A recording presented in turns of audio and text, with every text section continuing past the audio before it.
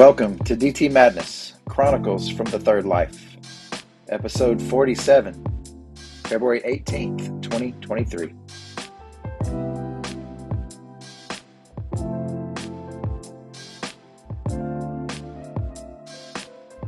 So glad you could make it.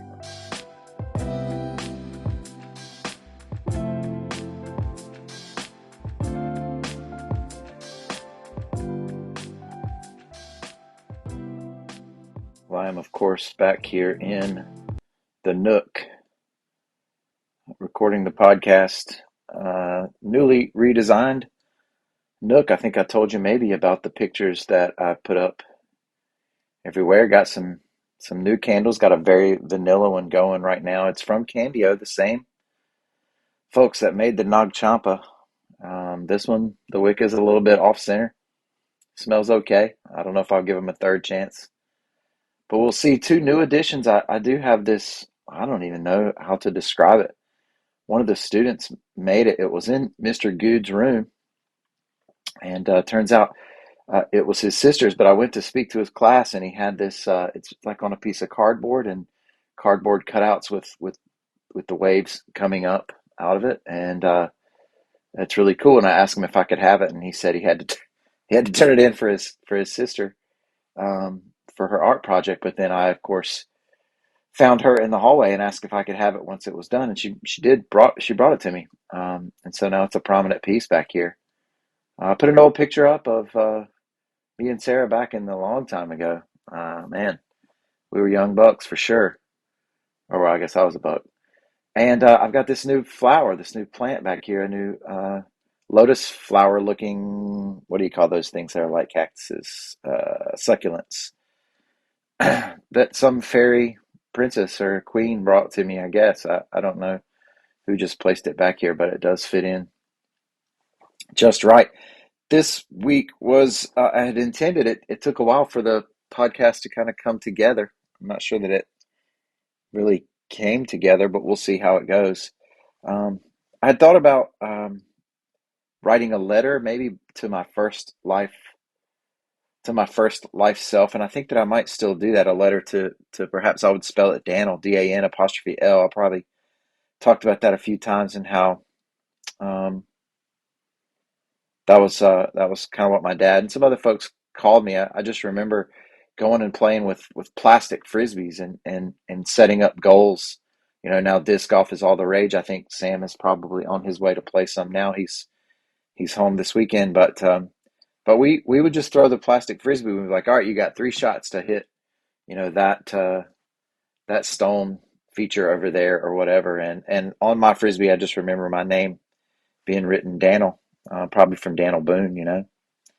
And my dad would write his name as Pa, from a bunch of different things, I guess, maybe from Andy Griffith, but probably also from Sergeant York and those types of things. And I guess he's just old enough to be called Pa. But Josh Josh is my older brother. He's 6 years older than I am, and his name is Joshua, and his middle name is Shane. But I swear, for I don't know, embarrassingly long, maybe 8 or 9 years, I just thought his name was Washane.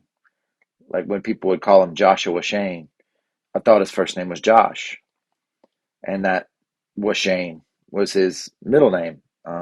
Turns out that's not the way that it goes, but I guess tell you I'm from Cleveland County without my sister. We called Jody. Jody is my sister. She's 4 years younger than I am, and there was a guy that worked with my dad. I think his name was Isaac, and I'm not sure where he was from. I believe it was somewhere from the continent of Africa, and so he had quite the accent, and he would call Jody Jody, and so that's those are some of the names that I remember. You know, I remember my mom just acting crazy and playing softball, and you know, at sports games and all this kind of stuff. And you know, there's some different events, but I guess I don't want to get into it. It's just a preview, and uh, perhaps in an attempt to kind of reconnect with the first life and drag along a lot of the good things that went on. Um, Perhaps I'll share with you a letter to Daniel in the weeks coming. But instead, I've got just a couple different things, just some random stuff as I will. When Sarah and I were gone to Hilton Head this past Martin Luther King weekend, um, Hilton Head, our 10th anniversary of doing that. Already we have Hilton Head 11 booked. But one of the things that the kids did while they were home was they made brackets. We like brackets.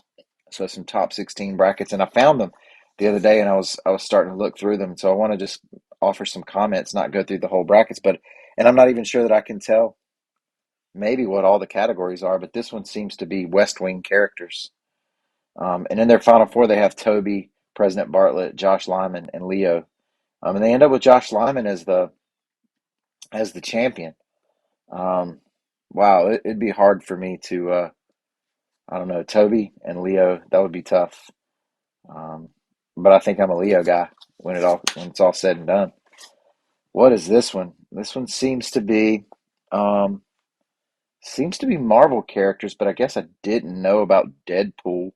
Wait, yeah, Deadpool and Daredevil. I didn't realize um, that those were both Marvel type things. And I don't even know who was FE. Who are we even talking about here? I don't. Oh, Iron. I get it. Iron Man. Okay, they're chemistry nerds too. They end up with Spider Man, which I don't know, man. I'm not a big. It's just not my thing. Perhaps these are just characters that they're going with, but I don't know. Doctor Strange, the Scarlet Witch, definitely in there for me. Shang-Chi, I just watched that one, and that one vaulted towards the top of my Marvel list. Isaac and I went to see um, Ant-Man and Quantumania and all that yesterday. We got there for a 1 o'clock movie. We got to the mall at 12 because that's how we roll. You know, we want to make sure we get the seat and get our tickets. But of course, the place didn't even open until 12:30, so we had to wander around in Bath and Body Works and such as that. But I won't say anything about the movie because it just came out. Um, but the Rotten Tomato score is 48%, and I think that's garbage. I think that's bogus. My rankings, my rankings are different than a lot of people's, but I thought it was a really good film. I enjoyed it. Anyway, the next one seems to be Wii games, and they've got Mario Kart up at the top. And how can you argue? Wii Sports and Wii Sports Resort. I love playing those games. Back in the day, that was fun. Oh, this is a good one. This is Chris Stapleton songs, and they end up with a simple song. That's a good one. Old boy can sing for sure. What are you listening to? That might be the one. That might be the one. Although his version of Fire Away, oh yeah, Fire Away. I think I would go with What Are You Listening To, or When the Stars Come Out. Yeah, obviously I would struggle with this one. I hope you saw Chris sing the. I call him Chris because we're cool like that. But I hope you saw Chris sing the national anthem before the Super Bowl. It was really good. Old boy's got some pipes. Oh, the next one is cereal flavors, and they end up with Cheerios. And I did have to clarify that it wasn't just plain Cheerios, and I don't even know that they've ever even had plain Cheerios. They're Honey Nut Cheerios, folks, and so this is definitely Honey Nut Cheerios, and they've got it over Frosted Flakes. I don't know. They've got Fruit Loops in the Final Four, but I don't see Apple Jacks anywhere. Oh, they've got Frosted Flakes over Apple Jacks, and that's crazy talk. Um, they're Cracklin' Oat brand people too. I guess I really haven't ever gone for that, but I'm really Apple Jacks mini wheats maybe. Oof, but not Cheerios, man. Wow. I can't say what this one is. I think it's, yeah, I don't know. They've got Poe over Hiccup, and I don't think I know who Hiccup is. I see Megamind in there, Master Oogway. So these are perhaps that movie brand that isn't. Yeah, Flint. Is that Flint Lockwood? Okay. Donkey from Shrek. So whatever's that DreamWorks. But yeah, Master Oogway is what's up. I would go with that. So anyway, just some random commentary on some of the brackets. If you have ideas for brackets, let me know. We could even run a bracket through a couple of weeks of the podcast for the 6 or 7 of you that are my faithful listeners. Let me know if you want. We can hit me up at DT underscore madness on Instagram, where I am off and on, but you can always email me at worldwide_96 at yahoo.com. That's right, worldwide 96. Fish Tours, the summer dates came out, and man, that was quite the journey for me mentally because I was trying to plot my path, and I went round and round and trying to figure out what dates would work. And hopeful for Huntsville. Nothing like a cool summer night in Huntsville, Alabama, right? So we'll see how that goes. Wilmington, I, I wasn't the biggest fan of the venue. Sam and I went to see Widespread Panic there when the venue had first opened. So maybe it's gotten better, but I mean, that's where all the shows are going now. So it's got to be something going on there. I mean, the scene was cool. The lawn just wasn't slanted enough to see the stage. Perhaps I'm going to try to go to Burgettstown, PA, which I guess is right outside of Pittsburgh. Um, we'll see how it all shakes out. I have to tell you that I've talked so much on here about how I'm not a grades guy, but I've had to shift back into that to try to recapture. I mean, just that my intrinsic motivation angle just isn't working. And that isn't usually the case. I can often find it, and I don't know if this is like kids that are on COVID hangover and lockdown school hangover and all that kind of stuff, or what it is. But I have this first period class, and it's African American history. And honestly, we're running through a fairly, it's not even a high school level reading. My point is, it's really not difficult work to do, but it is dang pulling teeth. So I've been giving quizzes every week, I give them a vocabulary list that goes along with the readings that we do. I give them discussion questions that go along with the reading that we'll do, and I give that to them on Monday. I give them the quiz on Friday. The quiz is matching based off the exact vocab words, and the quiz is pick two of these discussion questions that were given to them on Monday. And that we're in our third or fourth week of that now, and yet I'm still getting sixes and 11s. It's just lack of effort. It's just total lack of effort. And I can encapsulate that because I gave them a bonus question this past week. And the bonus question says, in what year was the Civil Rights Act of 1964 passed? Just like that. And of the 14 students that I have in that class, three of them got it right. One of them got it wrong. She put 1962, which I can almost I can be with that because it's like this has to be a trick question. I know what that's like as a student. If you get like seven B's in a row, you don't feel like that should be right.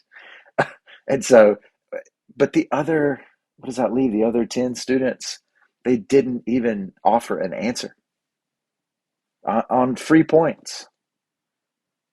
And that's pretty deflating and frustrating.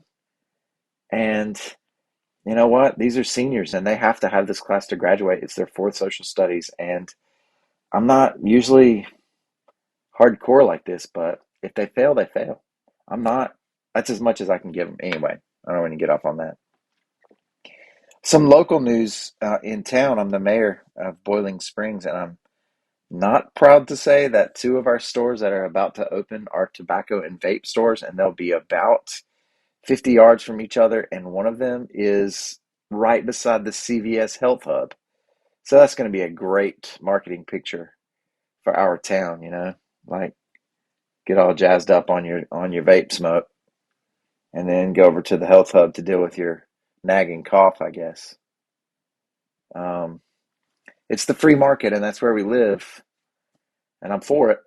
We've got some ordinances in place to make sure that their signs aren't super tacky, but we don't control. A lot of people are like, "Why'd you let them come in? And why don't you bring something else in?" And because that's not how our government works. It's not how our local government works. We're free market local government. We don't even have a whole bunch of incentives to offer, even if we were about that. Um, so anyway, I don't know how the tobacco and vape wars are going to go. I'm feeling like maybe just picking one of them and saying that one's my favorite.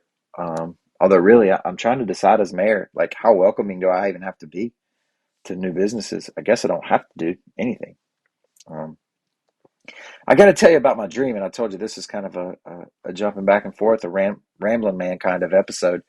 But I was having this dream about this. I don't know what this preacher was talking about.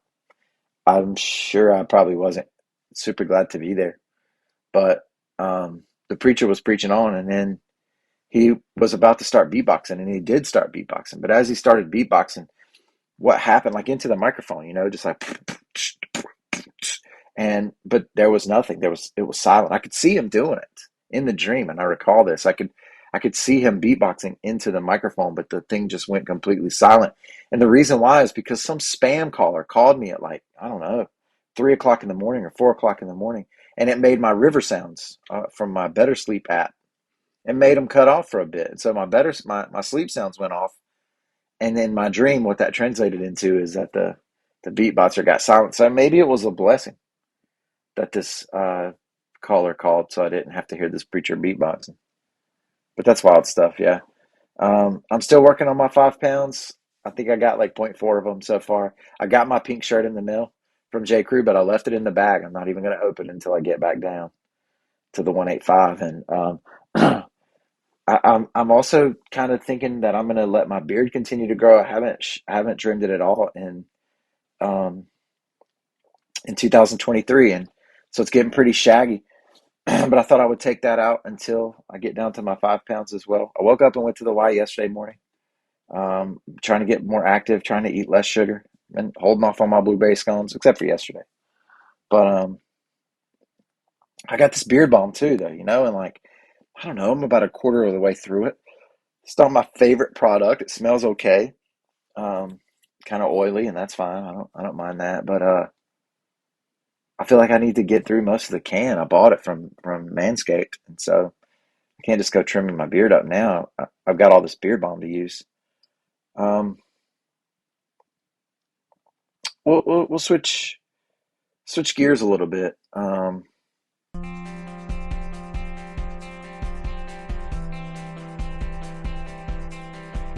Always a good time for the division. Usually signifies halftime, but today it'll just signify switching gears a little bit. I've been trying to share the updates that I've had from my counseling sessions. Um, my therapist, my licensed therapist, she's just really phenomenal. And one of the things that a question that was asked to me is like, I have this time. I mentioned this last week, the heavy kind of episode last week, but I mentioned that sometimes I struggle seeing my own goodness, and she asked when are those times that I do, and I recognize that in the minutes after I publish the the podcast, I feel really good, and it's like there's a bit of a weight that comes with dumping all of this stuff on the listeners here. So I feel good about that. I do, like, I'm in this sensory motor kind of therapy where I'm recognizing what parts of my body, like when my body clenches up and clenches in, I tend to pull inward. Shoulders, legs, whatever, arms, my fists clench sometimes, but my jaw seems to always be the last line of defense when I'm working through kind of releasing some of that tension as I begin and work to understand it. My jaw is it tends to be the last line of defense, and so what my person was able to do is she just took this scarf and she took over the tension, and she says, if I wanted to stop at any time, ethics is important, but and consent and all that, but so she grabs my jaw and she provides the tension there. And I mean, it was wild. Like almost immediately, the tension that I have in my legs released. I tend to pull my toes upwards, and that released. My shoulders began to breathe. Um, and and then my jaw was able to drop. My mouth was able to drop, and I wasn't clenching because I didn't have to do it. And that was really both, physically I could tell that difference, but also I began to understand how much I feel the need to be in control. In fact, that's what the whole thing was about, is my need to be in control over things that I know are not controllable, like suffering and like, sadness and disappointment in others and like death and things like that. This is the life that we have. And, um, another point we were talking about hope, and like my body language had changed to where my chest had kind of slumped. And, um, I realized that I'm really good at talking about hope. I've read all about it. I mean, the different authors that inspire me so much, people like, N.T. Wright and Wendell Berry and Tolkien and Mary Oliver, you know, Thich Nhat Hanh. I could go on and on. Marilyn Robinson, these authors that I've dedicated my life to reading. I understand the hope that is out there, understand the hope that is described, and I can tell you about it. I can teach you about it, but it's very difficult for me to feel it to myself. And what I don't mean that as emotionally necessarily, I mean that physically. That I recognize that my body responds in ways that um, it isn't grounded in hope. And part of that is because I think I've confused being compassionate, or what I think is being compassionate, with really is just operating out of fear. And so I get clenched up, and I get tightened up, and I can move into action, you know?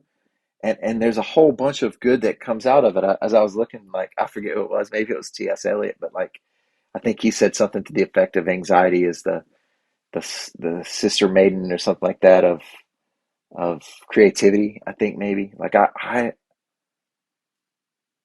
don't shut down completely my defenses to go into action to try to solve all the problems, to try to fix all the problems, but I'm doing that from a sense that I think is compassion, that is a mirage, that is an illusion of compassion, and really I'm operating out of fear. And that isn't where hope lives. Nothing divine is desperate, you know? And so I'm working on the compassion. I was working on what that means, and learning about Guan Yin, I think, um, and how to begin to practice holding the suffering of others, how to practice holding my own suffering away from me, at least visualizing it that way, to where I can hold your suffering and my suffering in compassion, but that it is in hope, and that it is in understanding that all of this does pass, and that this is what we're all in together. I suppose I don't have the words for it yet, because I haven't honestly spent much time contemplating and meditating on what my body is trying to say, Um, but as we were going through this practice, and I found myself reaching for compassion rather than fear, I almost felt myself, and this was kind of weird, maybe like the beatboxing preacher, but I almost found myself transported into the tattoo that I have on my arm, where I was on the boat. The mast is on fire. The mast is on fire. I am not in control. I've done my best to set my sail for the new world. I've done my best. And then I'm the mast is on fire, and no longer am I the captain necessarily, but instead I'm surrendering to the flow. And I found myself in that boat, like almost imagining myself as the character inside the tattoo, the beautiful art that Delaney helped create. And as I did, I felt that sense of release, and I felt the shift away from fear into compassion, compassion for you, but compassion for me. And so that's the practice. I guess I can't say um, too much more about that at this time, because that's where I'm at. Like, that's the beginning. And there's a quote I read from Gautama, from the Buddha, that says the trouble is you think you have time. And I think for a lot of my life, and perhaps you feel this way too when that quote comes out, that's where the seat of fear resides. Like, right, I don't have time, like, this is fleeting. But I'm seeing that in a different manner now, and putting the emphasis on have, as though time were somehow my possession. And that is where I operate from. I operate from that sense of fear, from the sense of fixing, from the sense of solving all of the problems that are unsolvable, because I think that time is in my possession, and that somehow I can provide the solution to the problem of time. But it isn't mine, of course. It is not something that I have.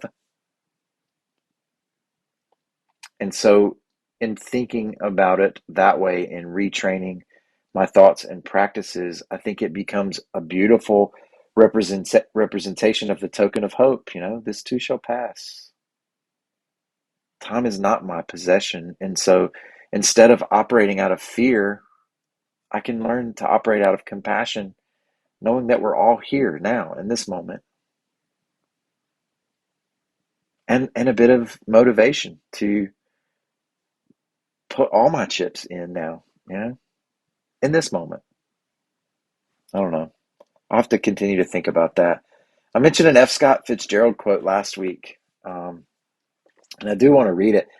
Turns out it maybe isn't an F. Scott Fitzgerald quote after all. I did just a very uh, brief search, and this is a quote, I guess, that was in the movie The Case of Benjamin Button, with Brad Pitt.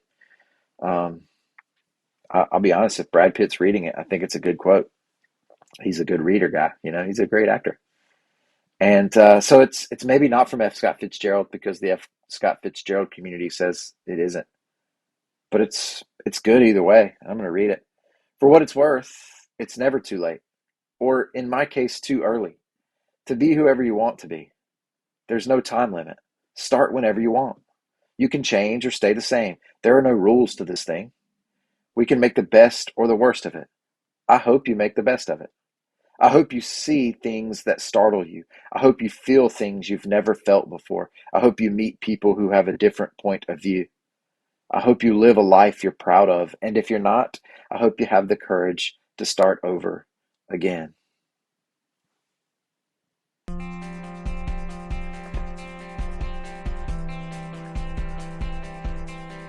All right, we're going to wrap up now. I'm going to have to come up with a different musical effect to signify what we'll end with for the next several weeks. I imagine 12, 15 weeks. I don't know. My friend Matthew challenged me to create a hymn book of the Church of Six, the hymns of the six, hymns for the six. I don't know what it'll be called, but I'm just going to offer up five songs, and I'm going to build a playlist that way, five at a time each week. And so I'll start with this week, not in any particular order, not like this is the best one I thought that would fit, but these are just the ones that I settled on after trying to whittle down a list of about a million.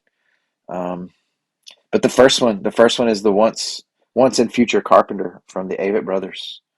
The lyrics: "Forever I will move like the world that turns beneath me, and when I lose my direction, I'll look up to the sky.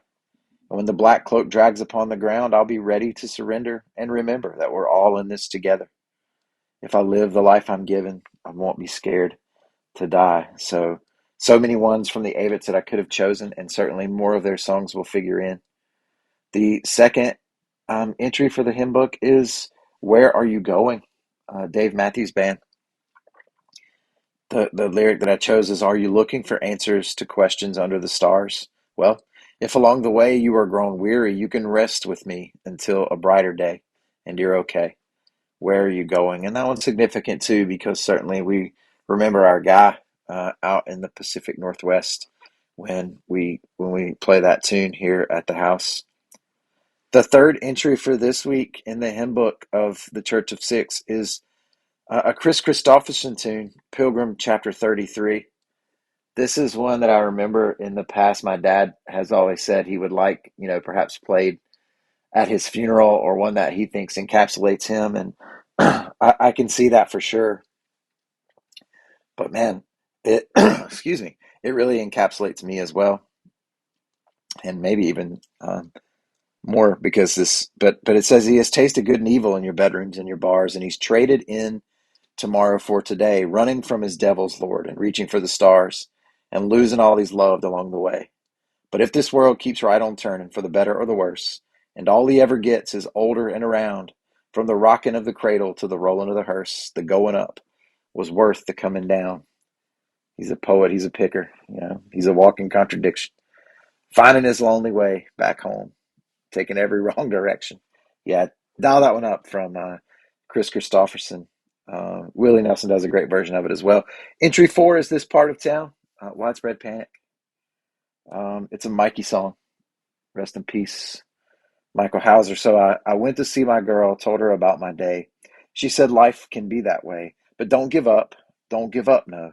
Because where there is love, there is hope. Tell me, brother, can you see the sun from where you're standing now? I've been up and I've been down, but I've never been here before. This part of town." And then the final one for this week, Jason Isbell, and I went with "Something to Love." Again, all of these artists, I'm going to try to be I'm going to try to vary it as much as possible. But my playlist goal every time is to create one that doesn't have any skippable songs, that can be played straight through, that can be played on shuffle, and that you can just let it roll. And that there's not a song that you get to that's like, nah, not right now. So that's my goal. But so "Something to Love." Tonight we're lying on a blanket in the yard. The wind is cold, the sky is dark, and the ground is hard. But your mama loves to count the stars at night. So if I get a little chill, then that's all right. I hope you find something to love, something to do when you feel like giving up, a song to sing or a tale to tell, something to love. It'll serve you well.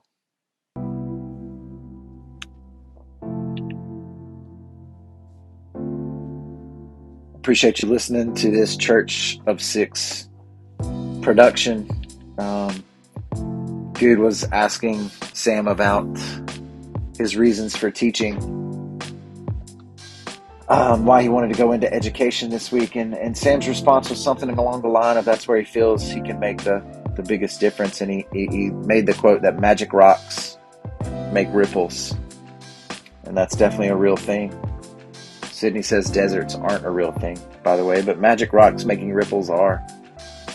The story of the magic rock, I hope you know it, but just in brief, Sam was able to give a magic rock to a second grader, I believe, that made her day, that built her up, encouraged her a great deal, picked her up, from off the ground. And so, of course, this episode is brought to you by the magic rock, by the bucket of life where the ripples are found, by the token of hope, by the wall of belief, and by the foundation tower of stone.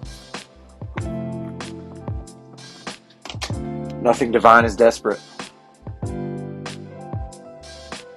Don't forget to believe, y'all, and be live. Peace, my friends.